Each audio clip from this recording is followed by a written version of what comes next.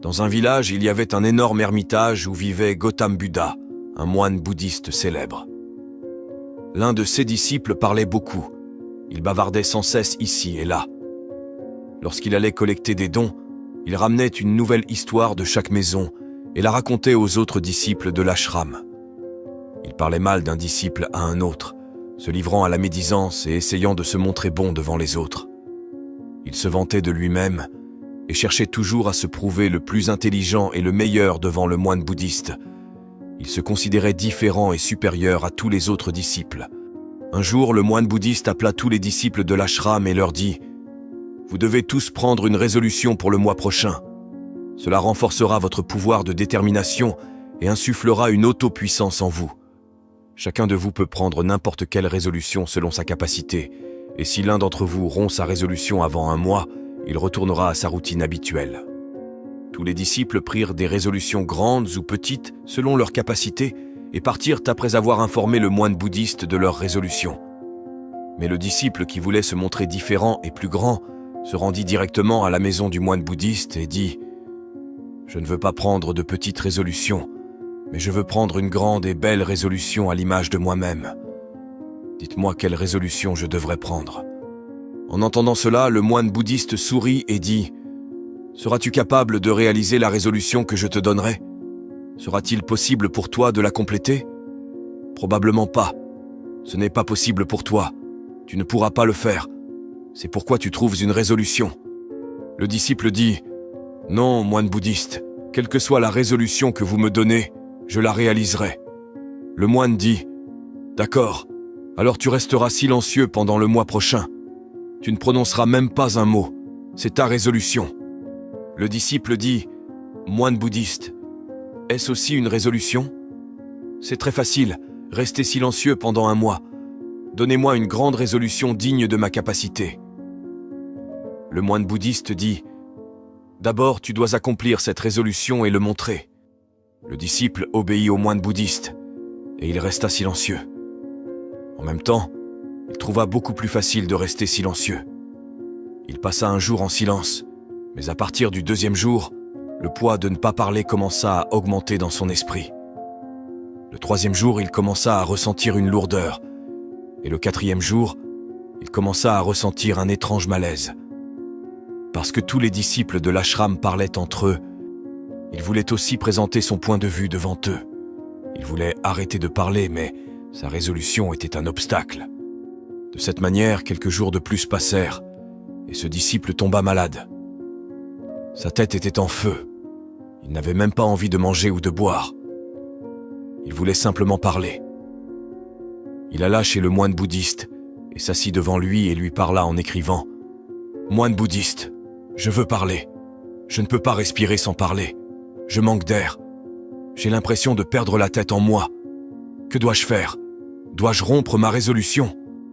Le moine bouddhiste sourit après avoir lu cela et dit « Les résolutions sont faites pour être rompues, mais celui qui accomplit sa résolution renforce sa force intérieure.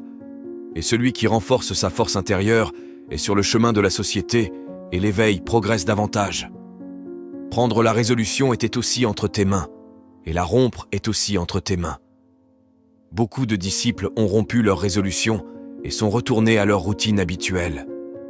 Si tu n'es pas capable de le faire, tu peux aussi rompre ta résolution et retourner à ta routine habituelle. Mais souviens-toi, si tu n'es pas capable de tenir cette petite résolution aujourd'hui, comment pourras-tu gérer le reste de ta vie ? La décision finale est entièrement entre tes mains. Ces paroles du moine bouddhiste blessèrent le cœur du disciple. Il repartit sans rien dire et se barricada dans sa hutte. Il ne sortait de la hutte que pour ses besoins essentiels et restait à l'intérieur le reste du temps. 15 jours s'étaient écoulés et la résolution de tous les disciples dans l'ashram avait presque été rompue à présent. Mais sa résolution était toujours en cours. Après avoir pris la résolution, il n'avait pas prononcé un seul mot jusqu'à présent. Tout l'ashram était stupéfait du silence soudain de la personne qui parlait tant. Au bout de 15 jours, il retourna voir le moine bouddhiste et lui parla en écrivant « Moine bouddhiste, je suis silencieux de l'extérieur, mais il y a beaucoup de voix à l'intérieur de moi. Il y a beaucoup de plaintes et de récriminations. Je parle à l'intérieur de mon esprit et pose toutes sortes de questions.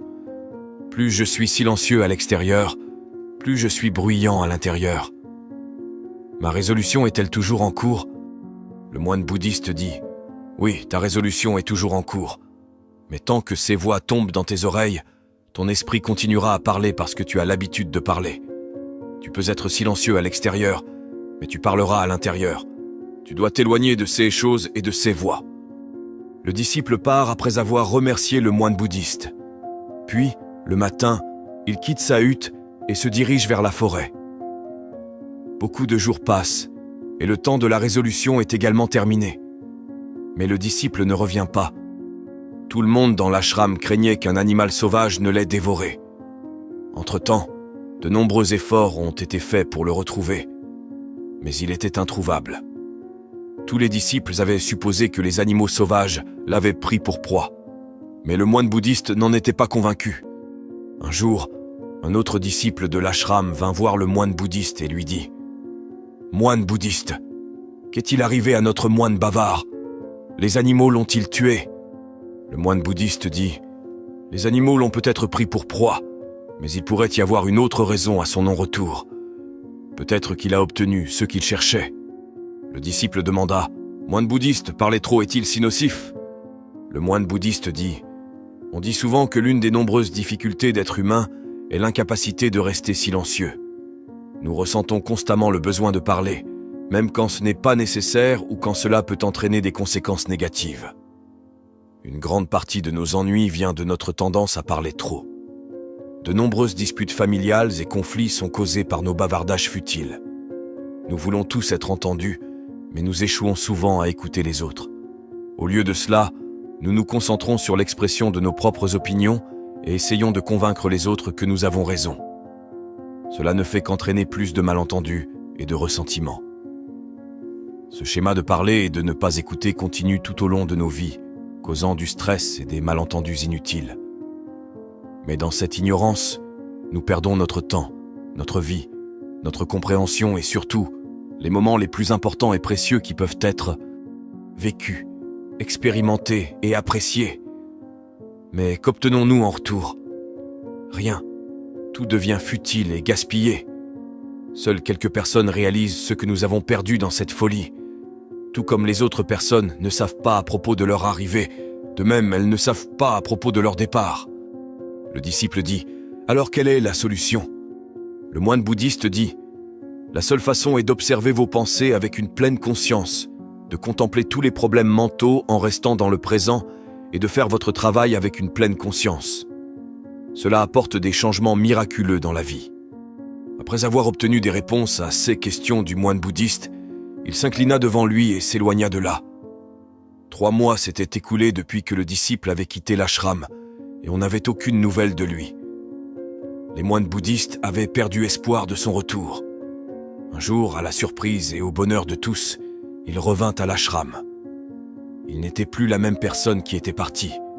Il avait subi une transformation incroyable. Un sentiment de calme émanait de lui. Son visage rayonnait de paix et de tranquillité.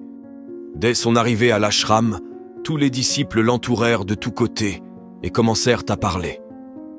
Il parla aussi à ses disciples. Tous ceux qui parlaient avec lui sentaient qu'il n'était plus aussi impatient et bavard qu'auparavant. Chaque mot sortait de sa bouche très doucement et doucement. Après avoir parlé aux disciples pendant un moment, il se dirigea directement vers le moine bouddhiste. Il toucha les pieds du moine bouddhiste et dit « Suis-je toujours silencieux? Ma résolution est-elle toujours en cours ?» Le moine examina attentivement les yeux du disciple pendant un certain temps et dit « Oui, tu es toujours silencieux. Pas un seul mot ne sort de ta bouche et ta résolution est toujours en cours. » Le disciple dit « Quand j'ai quitté l'ashram, j'étais silencieux avec ma bouche. Mais il y avait beaucoup de voix à l'intérieur de moi. Il y avait beaucoup de questions dans mon esprit et elles ne s'arrêtèrent pas.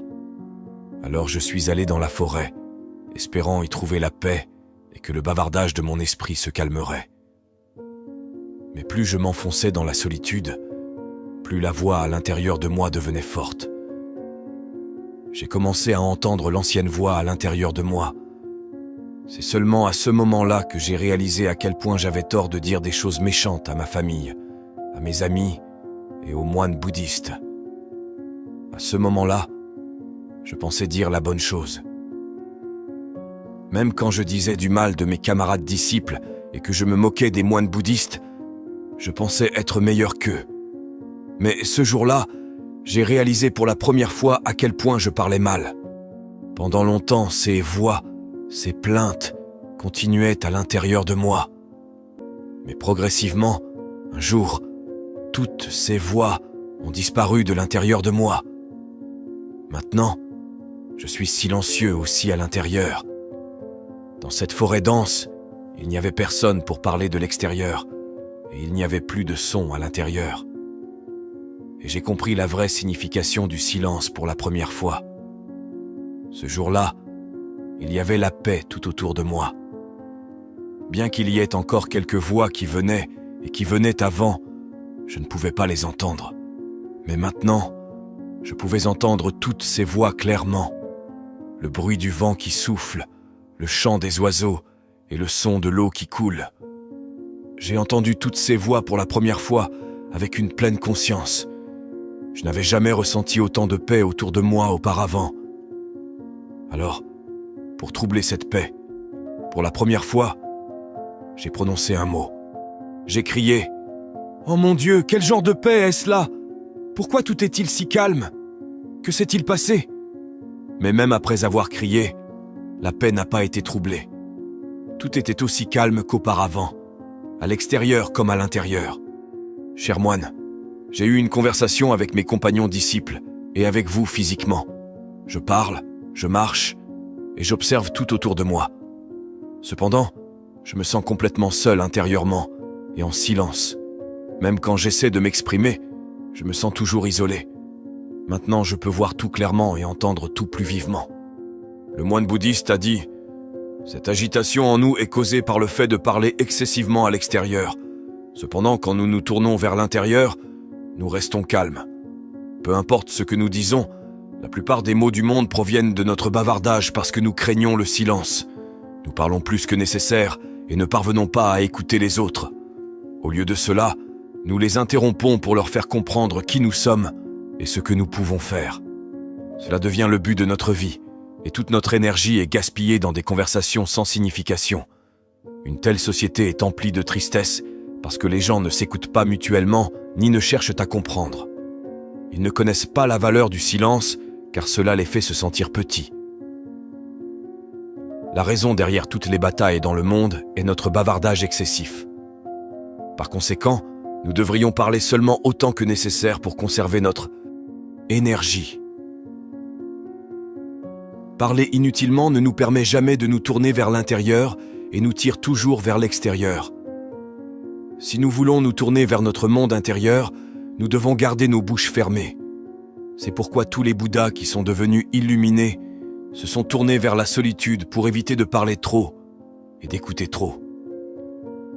Ils sont restés calmes dans la solitude, ce qui leur a permis de voyager en eux-mêmes facilement. Même en vivant dans ce monde, nous pouvons vivre dans la solitude et rester calmes. Mais pour cela, nous devons économiser notre énergie, que nous gaspillons en paroles dénuées de sens. La leçon de cette histoire est que parler en vain est une perte d'énergie. Ceux qui veulent voyager vers l'intérieur doivent garder leur bouche fermée. C'est la sagesse de l'esprit. J'espère que vous aimez cette vidéo. N'oubliez pas de liker cette vidéo et de vous abonner pour plus d'histoires de sagesse comme celle-ci. Jusqu'à la prochaine fois, restez bénis.